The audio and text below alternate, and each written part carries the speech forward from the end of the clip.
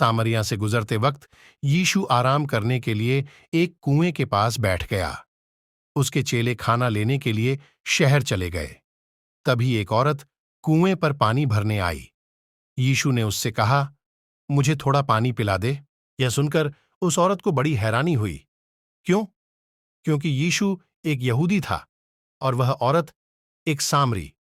उस जमाने में ज्यादातर यहूदी सामरियों को पसंद नहीं करते थे, यहां तक कि वे उनसे बात तक नहीं करते थे। लेकिन यीशु हर तरह के लोगों से प्यार करता था।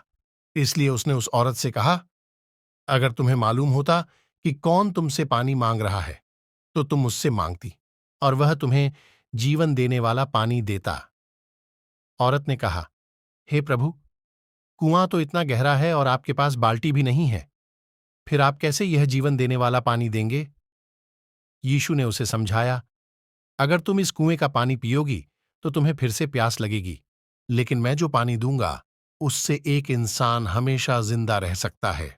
इस पर उस औरत ने कहा, हे प्रभु, मुझे वह पानी दे दीजिए, फिर मुझे कभी प्यास नहीं लगेगी और मुझे पानी लेने के लिए यहां आना भी नहीं पड़ेगा।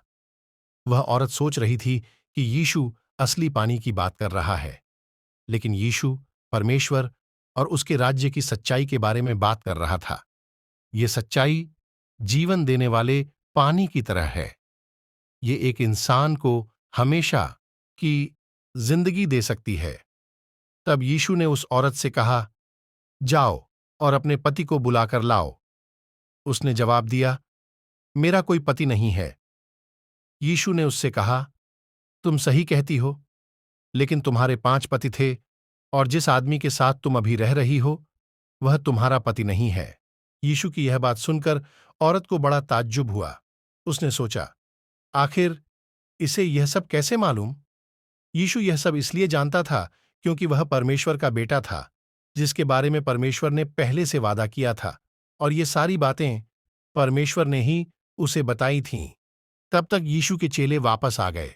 उन्होंने जब देखा कि यीशु एक सामरी औरत से बात कर रहा है जिससे उन्हें हमेशा की जिंदगी मिल सकती है, इसलिए हमें लोगों को सच्चाई सीखने में मदद देनी चाहिए।